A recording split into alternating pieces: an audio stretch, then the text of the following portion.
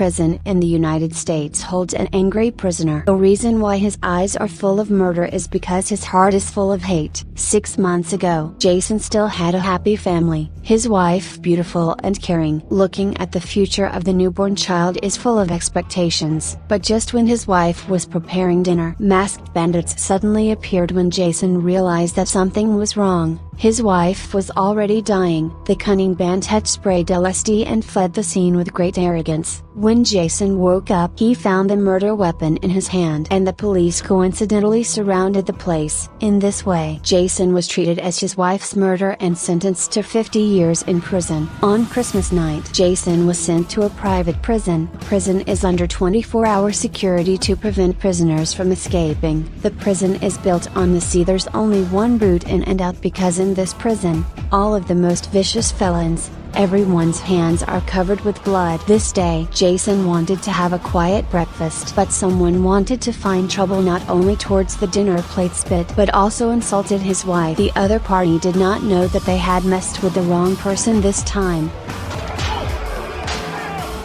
After the fight, Jason is brought before Julie, who controls the entire prison and is an uncompromising dictator. In order to turn the inmates into assets, he orchestrates flying car races. Death row inmates become drivers driving modified race cars to kill each other. If someone can win 5 races in a row, they will be pardoned and leave the prison. The track is littered with high-definition cameras and the race is broadcast live for a global audience. In the previous race, a masked driver named Frank with super strength won 3 races in a row. In the 4th race, Frank suffered a mechanical failure and was mercilessly targeted by his opponents. Although he won the race but died of serious injuries, Julie urgently blocked the news of Frank's death to avoid a drop in readings. She desperately needs a strong prisoner to replace Frank and continue the competition. Jason is the perfect candidate for the job. Jason is initially reluctant, but Julie's offer is too good to refuse, and Jason will be pardoned as long as he wins the 5th match by pretending to be Frank after the deal was struck. Jason came to the workshop in high spirits and met with the team coach and technician Fatty. The race car was ready with a high-powered engine that could explode with a terrifying 850 horsepower in order to avoid accidents. The car is also equipped with nitrogen acceleration. Racing defense is also very strong. The front end side is 2 cm steel plate bulletproof glass clear Chinese manufacturing. The rear is 15 cm thick, solid armor. In addition to these, the car is also equipped with smoke bombs and even petrol bombs, and then with 2 multi-barrel Gatling machine guns. It can really be described as a very strong performance from the coach's mouth. The flying car race is divided into 3 games. The first 2 games to kill as many opponents as possible to ensure that they pass the finish line can be who can win the 3rd game to be considered the real champion. Jason's main opponents are 5 people respectively: Chinese-American Green Jim, former professional racing driver, Colt, and Jake Julie. In order to live earnings, each race will be from the women's prison. The selection of hot beautiful inmates to act as a racer's navigator. Jason's navigator Keith is even more powerful and has helped Frank many times to save the day. Facing Keith, Jason didn't want to hide his identity and took the initiative to remove his mask to start the race.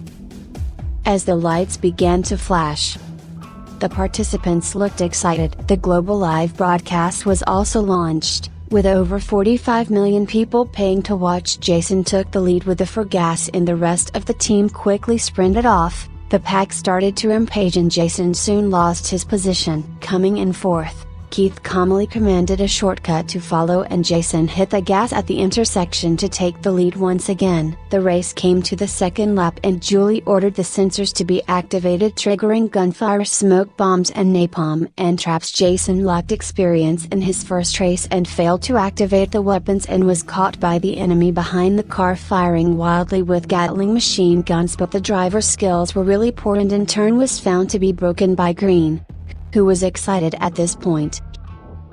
He was looking at Colt in front of him, who didn't want to be killed and rushed to escape from the steel spikes to launch a counter-attack. Green was unable to dodge the instant flat tire. The car lost control and began to roll. 14 case of the right time to send a missile. The car was blown away and crashed straight to the ground. Green climbed out of the car and started to spit up the fragrance towards the camp. Robert. The next second he was smashed into pieces. The last lap of the race, Jake equipped with a giant Gatling. The power is really amazing, coupled with cold stalking. Jason's armor was in tatters.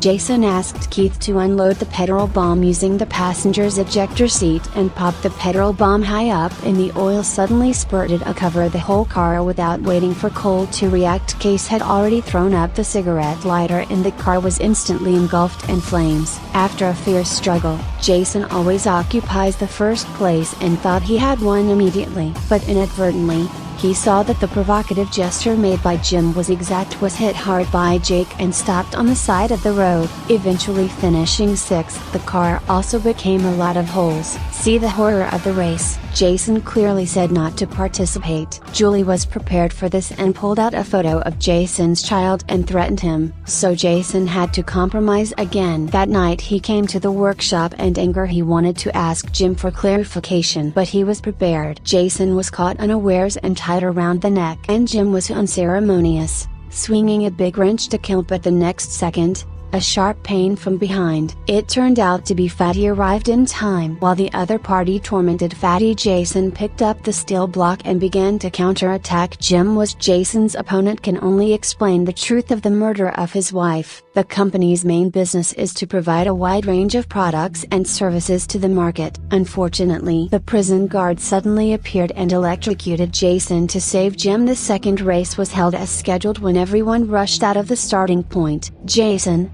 however, does not panic and drives into the abandoned workshop where he threatens to eject Keith to force out a bigger conspiracy, which turns out that Keith has been undercover for Julie, ordered to lurk around Jason to prevent Jason from winning the race, thus keeping him in prison and bringing Julie greater gains. In return, Julie will sign a decree to release Case, but now Keith has no choice but to cooperate. No more worries. Jason turns on the nitrous acceleration to return to the track for the race, but he no longer goes for the first place. Instead, he set his sights on Jim, his wife's killer, and he turned his car around and fired on all cylinders, and Jim starts shooting wildly at each other until he presses past the shield to activate the smoker nod. Jim was blocked from view by the smoke and dodged and crashed badly. Seeing that Pirate Ty was not killed by the crash, Jason immediately reversed his car and returned. Meanwhile, Julie, in order to make the race more exciting, sends out a big killer called the Dreadnought. The Dreadnought was equipped with heavy firepower and started pouring ammunition on the riders. A time of flames everywhere. Explosion for 2 drivers died under the shell. More exaggerated is the Dreadnought is also equipped with replenishment device once the tires were punctured. There was no way to escape, and in the face of the bolts that cannon, the 14K could only die of hatred. The two of them are forced to overtake the car and press through the skeleton to activate the trap. In reality, they are ready to kill Jason. It is convenient to plan a bomb on Jason's racing car. Later that night, Jason reaches out to Jake with a super daring plan. The third race soon arrives and Julie is bottomless, so to speak, to stop Jason from winning. She controls the sensor system and allocates all the resources to Jake. With so much equipment, Jake pours crazy fire on Jason and sees the tail armor to be pierced. Jason took the risk to remove the shield, but Jake's extreme reaction to avoid the impact, followed by Jake fired a series of rockets. The target is not Jason's car, but the prison wall to blow up the gap. The two began to break out of prison one after the other. It turns out that Jason and Jake have been acting in order to paralyze Julie. Julie is furious to detonate the explosives, but never thought that the bomb had long been defused by the coach. Jason threw down the spare fuel tank and stopped the large number of pursuing police cars on the bridge. The helicopter in the sky but followed closely. Jason took the initiative to cover Jake, lured the helicopter to the pier, jumped off the car in the night. It turns out that Keith has already got a release order and will be safe and sound even if he is caught. With Keith's help, Jason and Jake managed to rendezvous, running away by train. On the other hand, Julie learned that Jason was caught in the ratings, also hidden. 6 months later, Jason and Jake showed up in Mexico and opened an auto repair shop. Keith also drove there shortly after, and Jason not only got his kids back, but also gained friends and a new love. This is the end of the movie Death Race as a super combustible action film. Jason Statham as always can fight like Jason's friends must not miss. We will see you next time.